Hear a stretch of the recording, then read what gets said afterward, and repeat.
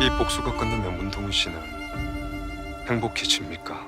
첫 장면부터 자신의 상처를 보여주는 동훈의 모습으로 파트 2가 어떤 방식으로 진행될지 보여주는데요. 말해봐요. 뭐부터 해줄까요? 사실 동훈에게 고데기 상처는 그냥 흉터가 아니라 누구에게도 보이고 싶지 않은 가슴 깊숙한 내면의 상처입니다. 그래서 동훈은 자신의 아픔을 가리기 위해 항상 긴팔을 입고 다녔죠. 그런 동훈이 상처를 보여준 사람이 딱 한 명 있습니다. 바로 주여정. 그만큼 동훈은 여정을 믿었고 여정에게 자신의 전부를 보여준 것인데요.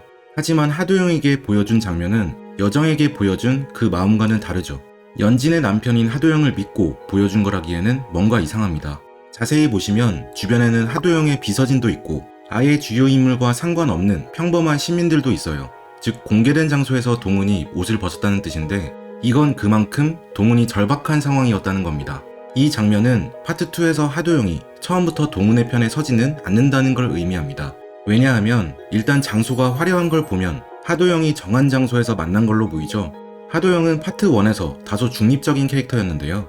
하도영을 대표하는 나이스한 라는 표현이나 운전기사 언행이 거슬려서 그냥 자르는 걸 보면 인간적인 정이 있는 사람이 아니라 차갑고 냉철한 캐릭터입니다.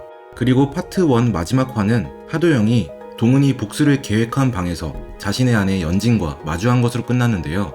아마 연진은 하도영에게 어렸을 적 그냥 친구들끼리의 가벼운 장난에 동훈이 오버하고 자신을 질투하는 정신나간 스토커 정도로 얼버무렸을 겁니다.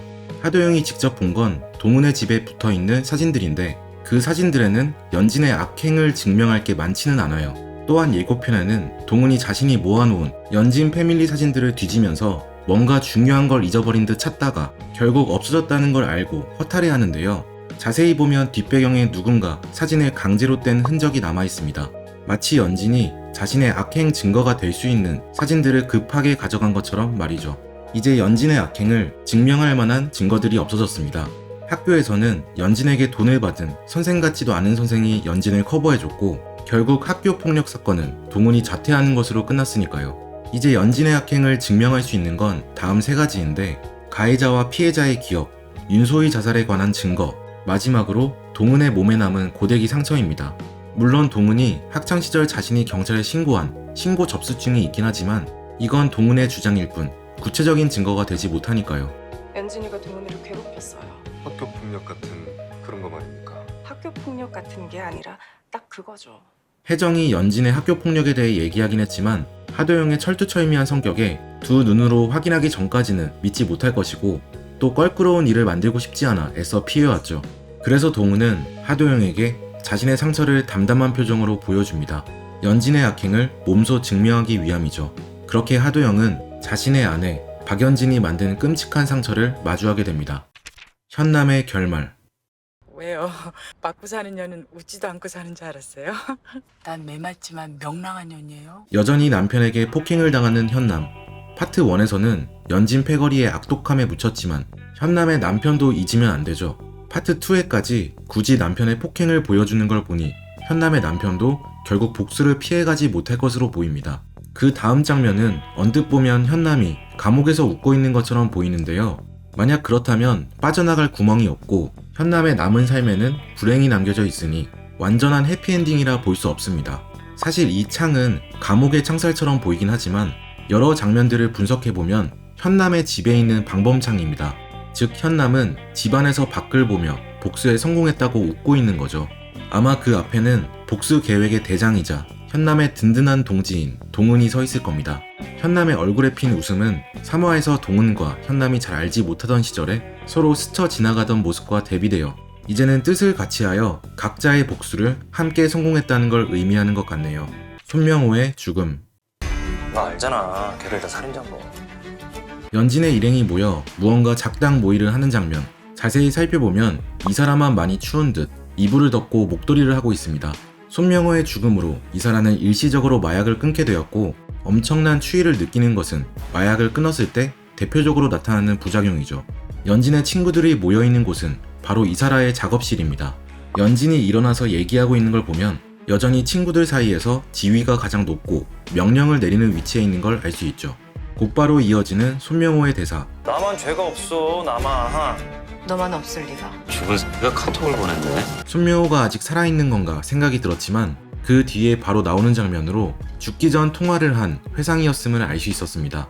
동훈의 웃는 표정과 너만 죄가 없을 리가라는 대사는 손명호도 똑같은 살인자였고 결국 죽음으로 인과응보된 셈이죠. 난 너한테 다 걸었으니까. 올인.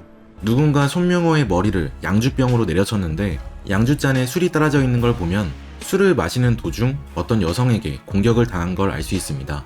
손명호가 본인과 동맹이라고 생각하는 동훈이나 시에스타에 쉽게 들어갈 수 있는 연진이나 경란이 손명호를 죽인 사람일 확률이 높죠.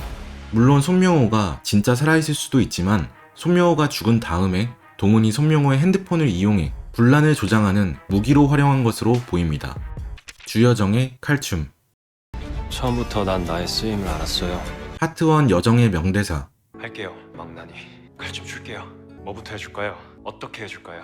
그것들 중 누구부터 죽여줄까요? 예고편의 쓰임이라는 표현을 봤을 때 여정이 자신의 삶을 동훈을 위한 칼춤에 바치겠다는 다짐인 것 같습니다. 이러한 다짐은 다음 장면과 연결이 되는데 주여정과 동훈이 동시에 어떤 건물로 들어가죠. 그리고 그 위에는 고인의 명복을 빕니다 문구가 적혀 있습니다. 그 건물은 바로 장례식장인데요.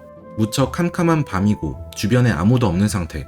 일부러 사람들이 없을 때 장례식장에 들어가는 걸 보면 누군가의 평범한 조문을 온 것은 아니고 어떤 시체에 확인할 것이 있어서 둘이 장례식장에 들어가는 것 같습니다. 숨겨놓은 윤소희의 시체를 찾으러 가거나 혹은 손명호의 시체를 처리하러 가는 것일 수도 있겠네요. 또 주여정은 의사라는 직업을 이용해 동훈을 도와주는 장면도 나오는데요. 보면 주여정 성형외과에서 연진이 수술을 받고 있습니다. 왼쪽에 간호사가 평범하게 서 있는 걸 보면 연진을 납치해온 것은 아니고 주여정이 연진에게 모른 척 다가갔고 연진은 주여정의 정체를 모르고 보톡스 등의 시술을 자발적으로 받으러 병원에 찾아온 것으로 보이네요. 특이한 건 여정의 엄마가 복수를 응원하는 장면이 나오는데 메인 예고편에 나온 것만큼 의미가 있는 장면이겠죠. 여정의 엄마도 여정처럼 자신의 가족을 사이코패스에 잃었으니 상처받은 피해자들에게 깊이 공감하고 있습니다. 김은숙 작가는 계속하여 범죄자 때문에 상상도 못하는 고통 속에 살고 있는 피해자들을 조명하여 그들의 상처를 있는 그대로 보여주고 복수의 정당성에 대하여 논하고 있는 듯합니다. 지휘게임. 카페에서 만난 동훈과 연진. 네 인생은 이미 태어날 때부터 지옥이었잖아. 이 전 상황은 다른 예고편에서 공개한 대로 동훈이 학교 폭력을 당한 증거를 연진에게 내미는 장면이 있었는데요. 이때 동훈은 사과라도 해봐, 그럼 용서해줄지도 라고 했겠죠. 하지만 이번 예고편을 보면 연진은 이 기회마저 날려버립니다. 용서? 누가 누굴? 이 대사는 연진의 속내가 정확하게 드러나는 말인데요. 연진은 지금 지위 게임을 벌이고 있는 겁니다. 연진에게 용서는 지위가 낮은 사람이 지위가 높은 사람에게 구해야 하는 것인데 자기 생각에는 동훈이 자신보다 지위가 한참이나 낮은 사람이죠. 연진이 자신의 죄를 인지하지 못한다기보다는 자기는 그렇게 함부로 할 수 있는 위치, 즉 그만한 지위를 가지고 있는 사람이고 동훈은 당해야 하는 사람인 겁니다. 그러니 자기가 사과해야 되는 상황이 이해가 안 가는 거죠. 책 지위게임에 따르면 인간은 태초부터 안정감을 느끼기 위해 조직 내에서 더 높은 지위로 올라가려는 지위 추구 욕구가 있다고 합니다. 하지만 그 지위는 욕심만으로 될 게 아니라 실제 조직 내에서의 신뢰가 밑바탕 되어야 하죠. 학창시절 때는 연진을 따르던 무리가 있어 여왕벌 노릇을 하며 동훈을 괴롭힐 수 있었지만 이제 동훈은 연진과 아무 상관이 없습니다. 동훈에게 연진은 그냥 학폭 가해자, 불륜녀, 범죄자일 뿐인 거죠. 아직도 상황 파악을 못하는 연진은 오히려 동훈을 도발하는 대답을 하는데요.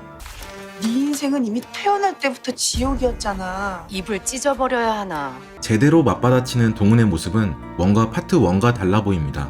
멋지다 연진아라고 외치던 때는 그냥 연진을 천천히 잠식해가는 모습이었다면 파트 2에서는 연진의 전혀 반성 없는 태도에 동훈도 더 감정적이고 과격한 방식으로 복수를 본격화할 것임이 드러나네요.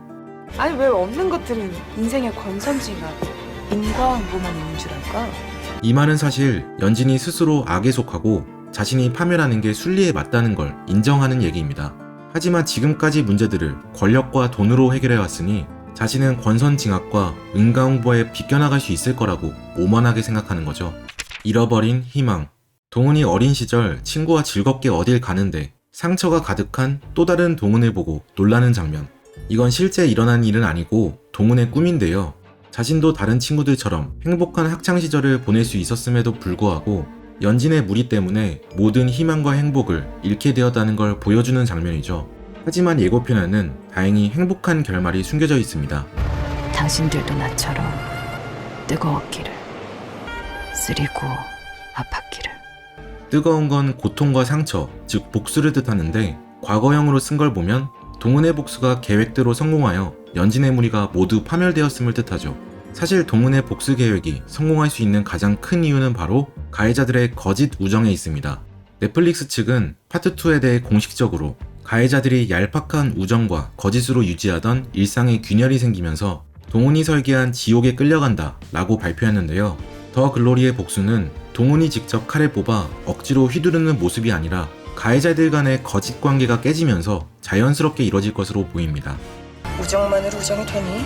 돈이 필요한 손명호, 결혼으로 지위 상승이 꿈인 최혜정, 유부녀 연진을 사랑하는 전재준, 어떤 조직에서든 왕이어야 하는 박연진까지 가해자들의 연대는 진짜 우정이 아니라 잘못된 욕구로 거짓으로 엮여있기 때문에 작은 균열에도 파탄 날 게 뻔하죠.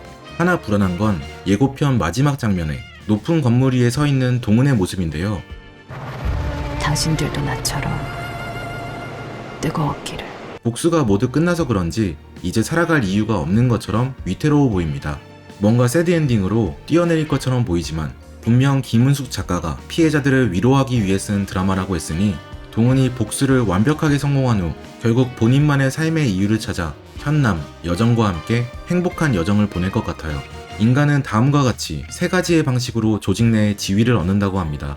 상대방의 두려움을 이용하는 지배게임, 뛰어난 도덕성으로 지위를 얻는 도덕게임, 그리고 일의 구체적인 성과로 지위를 얻는 성공게임인데요. 책 지위게임은 단순히 내가 지위를 얻으려면 어떻게 해야 하나를 알려주는 생활 지침서가 아닙니다. 꼭 내가 아니더라도 주변 친구들이나 회사같이 내가 속한 조직 구성원들이 어떤 지위게임을 하고 있는지 알 수 있게 해주는 지혜가 담겨있죠. 적어도 상대방의 지위게임에 휘둘려 상처 입지 않으려는 분들께 추천드립니다. 지금까지 책득폭행이었습니다. 오늘 함께 살펴본 책 지위게임, 저자 뉴욕타임스 저널리스트 윌 스토. I know that I'm well away from being a perfect guy.